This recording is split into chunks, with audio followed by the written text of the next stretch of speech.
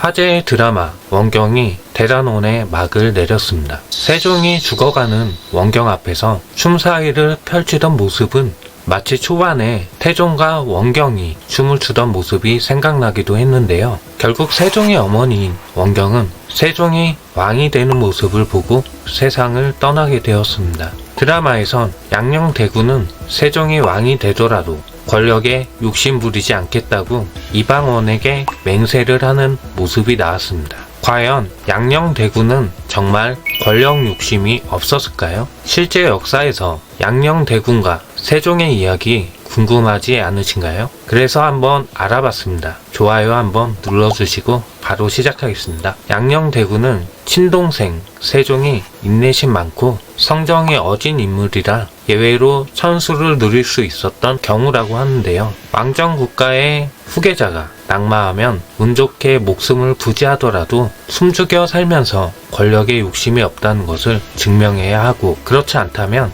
즉각 유배 혹은 제거되는 것이 보통이었죠. 반대파에 의해 옹립되어 반역의 빌미가 되는 등 좋은 후환이 되기 때문이었습니다. 실제로 태종은 나는 결코 양녕을 죽일 수 없지만 내게 정녕 양녕이 후환이 될 것 같으면 처형해도 좋다, 그런 식의 유언을 세종에게 남기기도 했다고 하는데, 양녕대군은 그 이후에도 끊임없이 사고를 쳐서 신하들로부터 양녕대군을 벌주라는 상소가 끊이지 않을 정도였고, 한 번은 화가 난 세종이 그 상소들을 불질러 버리라고 했다가 명령을 철회한 적도 있을 정도라고 하네요. 태종은 자신 이후에 정통성 있는 왕가를 세우기 위해 끝까지 세자였던 양녕대군의 폐세자를 망설였죠. 양녕대군을 폐위할 때에도 충녕대군이 아니라 양녕의 장자 이계를 왕세손으로 책봉하는 방안을 고려하기도 했다고 하는데, 하지만 조정에서는 한 목소리로 이를 반대를 했고, 아버지가 살아서 폐해졌는데 아들이 그 자리를 물려받는 것은 전례에도 없고 도리에도 어긋난다는 이유였죠. 사실 태종의 나이를 생각하면 분명히 폐세자가 살아있는 상태에서 세손이 즉위할 텐데, 이러면 아버지의 폐위를 지지했던 대신들에게 어떤 보복을 가할지도 모르는 일이었던 것이었죠. 이를 알고 있던 조선 조정들의 대신들로서는 더더욱 수용이 어려웠겠죠. 또한 양녕대군은 활솜씨가 뛰어났다고 하는데, 할아버지 이성계가 자신이 쓰던 활을 양녕에게 직접 선물로 주기도 했다고 전해지기도 합니다. 실록에는 막내 동생인 성녕대군이 홍역으로 죽어가는 와중에도 사냥을 나가다가 태종에게 발각되어 동생이 죽어가는데 사냥을 하다니 네가 그러고도 사람이냐 라는 말을 들었다고 하는데, 이는 드라마 원경에 고스란히 반영되었던 것 같습니다. 양녕대군의 동생이자 세종대왕의 바로 위의 형 효령대군, 온화한 성품으로 태종의 사랑을 받았다고는 하나 위아래로 형과 아우의 임팩트가 강하고, 효령대군은 그리 눈에 띄지 않는 아들이었는지 부모와의 관계를 보여주는 에피소드는 거의 없는 편이라고 하죠. 야사에서는 양녕대군이 폐세자가 될지도 모른다는 소식을 듣자 갑작스럽게 책을 펴고 공부하는 척을 했지만 형 양녕대군이 헛짓거리 그만해라 하며 꾸짖었다는 코믹한 이야기가 있다고 합니다. 아이러니하게도 효령대군은 말년에 다른 형제들보다 아주 오래 살아 종친의 높은 어른으로서 영향력이 커졌다고도 하는데요. 야사에 따르면 효령대군은 번뇌를 씻기 위해 절에 들어가서 북가죽이 늘어지도록 북을 쳐댔다고 하는데, 여기에서 효령대군 북치듯 한다 라는 속담이 생겼다고 합니다. 술을 마시는 것이 비록 무익하나 그럼에도 중국의 사신을 대하여 주인으로서 한 모금도 능히 마실 수 없다면 어찌 손님을 권하여서 그 마음을 즐겁게 할 수 있겠느냐. 충녕은 비록 술을 잘 마시지 못하나 적당히 마시고 그친다. 효령대군은 한 모금도 마시지 못하니 이것도 또한 불가하다. 태종실록 태종 18년 6월 3일자 기록입니다.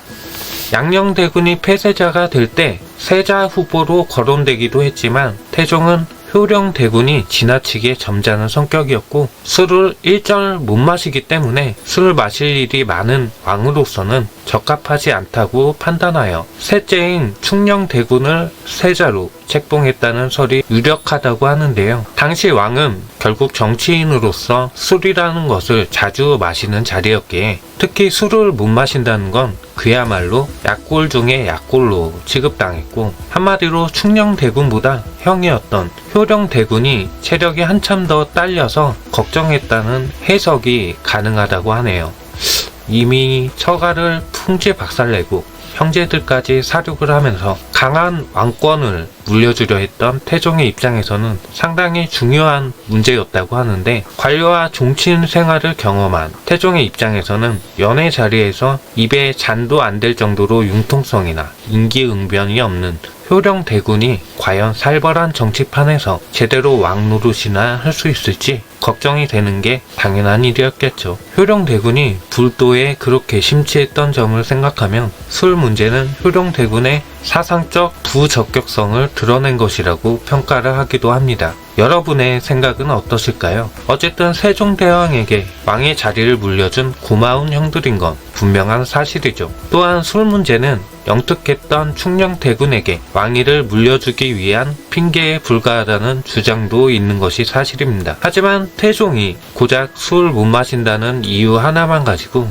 효령대군을 제치고 충녕대군을 택한 것은 아니었죠. 태종은 효령대군에 대해 다음과 같은 말을 하기도 했습니다. 효령대군은 자질이 미약하고 또 성질이 심히 고사서 계자하는 것이 없다. 내 말을 들으면 그저 빙긋이 웃기만 할 뿐이고, 나와 중궁은 효령이 항상 웃는 것만을 보았다. 충녕대군은 천성이 총명하고 민첩하고 잠옷 학문을 좋아하며 비록 몹시 추울 때나 몹시 더운 때를 당하더라도 밤이 새도록 글을 읽으므로 나는 그가 병이 날까봐 두려워하며 항상 밤에 글을 읽는 것을 금지하였다. 이것은 태종실록 태종 18년 6월 3일의 기록이죠. 한마디로 효령대군은 군주의 자리에 앉기에는 너무 순한 데다 융통성도 없어서 도저히 후계자로 세울 수가 없었다는 것이었습니다. 양녕대군이 충녕대군에게 자리를 양보했다는 썰은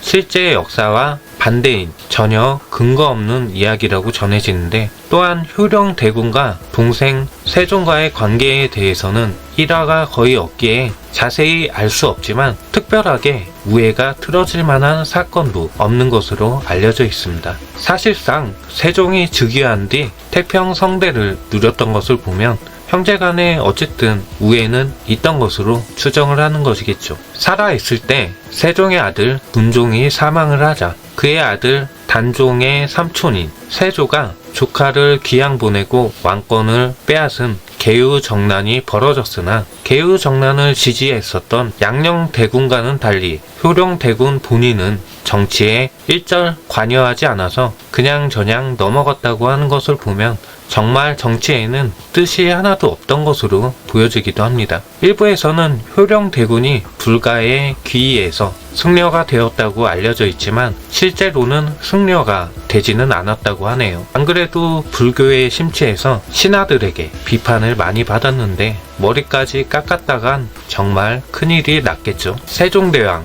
여러분, 세종이 아니고 세종대왕입니다. 대왕이란 호칭은 여러 왕들 사이에서도 높은 지위를 지니거나 위대한 업적을 지닌 군주에게 붙이는 칭호죠. 대왕이라고 가장 많이 불리는 사람은 한국 역사에 광개토 대왕 그리고 세종대왕이 있습니다. 다들 아시다시피 세종대왕은 정말 위대한 분이잖아요. 사실 타임머신이 있어서 조금 더 오래 사시게 했다면 한국사가 바뀌었을 것이라고 보는 시각도 존재하더라고요. 세종에서 세자는 영토를 넓히는 등 군사적 업적이 뛰어났던 임금에게 주는 묘효라고 합니다. 이것은 사군 육진을 개척한 업적을 반영하여 올린 것이라고 하는데, 사군 육진을 개척하면서 우리나라 영토는 두만강까지가 조선이었다고 합니다. 대단하죠? 업적은 그야말로 다양해서 하나하나 열거하기도 힘들 만큼입니다.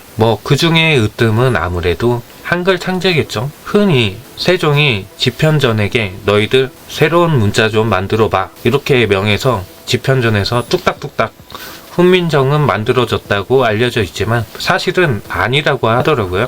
그렇다면 집현전의 젊은 학자들은 어떤 것을 했던 걸까요? 세종이 많은 반대를 무릅쓰고 훈민정음을 반포한 뒤 집현전 학자들에게 내가 글자 28자 만들었으니 그것의 쓰임새와 해설을 좀 달아봐 라고 명령한 것이고, 그 결과물이 바로 훈민정음 해례본이라고 합니다. 즉 훈민정음의 해설본이라고 할 수 있는 책을 집현전에서 만든 것이고, 훈민정음 자체는 세종이 홀로 만든 것이 정설이라고 하네요.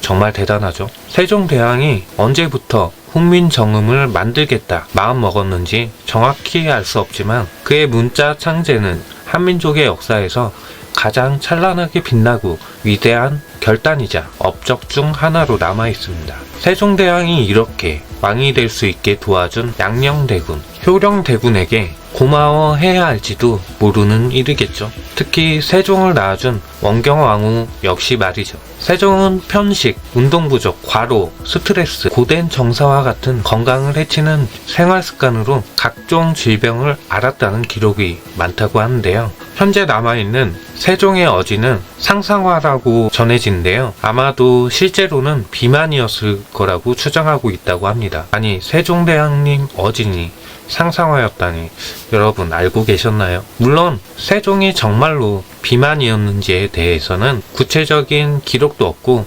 어진도 소실되었기 때문에 세종에 대한 기록을 토대로 후세에서 해석이 가미된 것이라고 하네요. 정말 비만이었을까요? 또한 세종대왕님은 고기를 엄청 좋아했다고 하는데 수라상에 고기가 없으면 쳐다보지도 않았다는 기록이 있을 정도로 편식이 심했다는 기록이 있고, 아버지인 태종은 정종의 3년상을 치를 때 세종이 잠시 고기를 끊는 모습을 보고 매우 기뻐하면서도 한편으론 아들 걱정이 발현돼서 본인이 승하하기 직전에 세종이 고기를 좋아하니 자신의 장례를 치를 때는 고기를 먹게 하라는 유언을 남겼다고 할 정도니 세종의 고기 사랑은 정말 찐사랑이었던 것 같습니다. 정말 세종대왕님이 조금만 더 살아계셨다면 지금 우리나라는 어떻게 살고 있을지 궁금하기도 합니다. 오늘 이야기는 여기서 마치겠습니다. 시청해 주셔서 감사합니다.